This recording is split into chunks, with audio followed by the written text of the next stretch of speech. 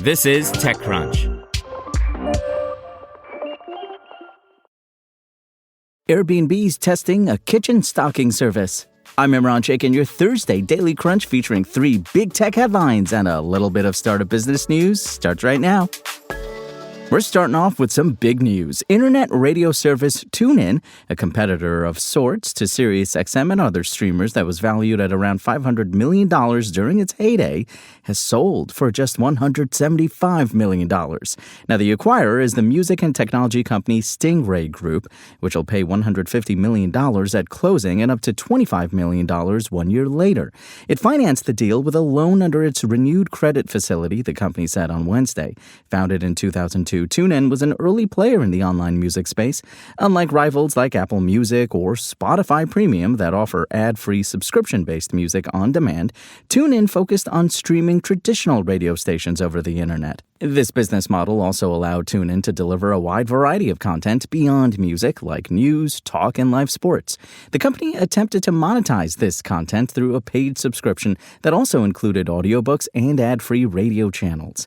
However, the company struggled to compete in the crowded streaming market, particularly as consumer demand for talk radio shifted to podcasts and people grew comfortable paying for ad-free music subscriptions.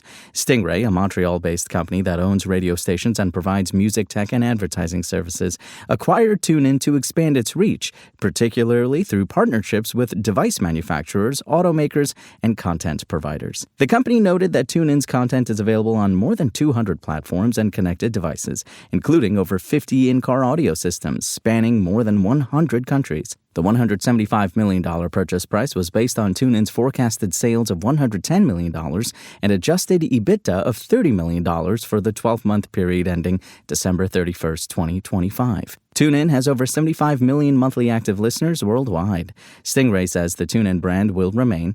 Once the deal closes, Stingray expects its revenue to exceed $400 million. Anthropic on Wednesday said it had signed an ambitious new data center partnership with UK-based neocloud provider FluidStack, committing $50 billion to building facilities across the U.S. to meet its growing compute needs. The data centers will be located in Texas and New York and come online throughout 2026. The company described the sites as custom-built for Anthropic with a focus on maximizing efficiency for their workloads. Because of the intense compute demands of Anthropic's Claude family of models, the company is already engaged in significant cloud partnerships with both Google and Amazon, which is also an investor. But this is the company's first major effort to build custom infrastructure. The $50 billion outlay, while large, is in line with the company's internal revenue projections, which reportedly see Anthropic reaching $70 billion in revenue and $17 billion in positive cash flow by 2028. While $50 billion represents a massive commitment in both cash and compute power, it is nonetheless dwarfed by similar projects from Anthropic's competitors. Meta has committed to building $600 billion worth of data centers over the next 3 years, while the Stargate partnership between SoftBank, OpenAI, and Oracle has already planned $500 billion in infrastructure spending. The spending has fueled concerns about an AI bubble due to flagging demand or even misallocated spending. Airbnb is piloting a service with Instacart that'll allow guests to order groceries directly through the Airbnb app before and during their stay, the company confirmed to TechCrunch on Wednesday. Now, the new kitchen stocking service will be available to select hosts with qualifying listings in Phoenix, Orlando, and Los Angeles, according to a help page on Airbnb's website. The news was first reported by Bloomberg. If hosts receive their guests' pre-orders and put them away before they check in, they will receive $25, according to the help page. They will also receive a $100 bonus for their first completed order. Guests will be able to place orders on Instacart from the Airbnb app up to 3 weeks before their stay. By bringing groceries powered by Instacart directly into the Airbnb app, we're making it easier for guests to stock their kitchens and feel at home from day one, an Instacart spokesperson said in an email. They continued, "We're excited to partner with Airbnb on this pilot and put our broad retailer network and leading technology to work for their guests." The new partnership with Instacart marks the latest addition to Airbnb's services, which launched in May and allow guests to book services and experiences like getting a massage, haircut, or chef-prepared meal. While these offerings can be added to your stay, they can also be booked independently. The launch of services put Airbnb more directly in competition with other travel companies such as TripAdvisor, Booking.com, Viator, and Get Your Guide. Airbnb CEO Brian Chesky has said services will help the company add $1 billion or more in revenue a year.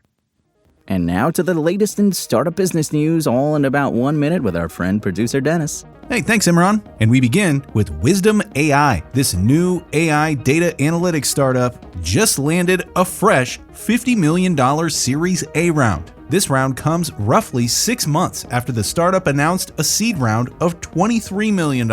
Wisdom AI offers AI-driven data analytics that can answer business questions from structured, unstructured, and even dirty data, meaning data that hasn't been cleaned of typos or errors.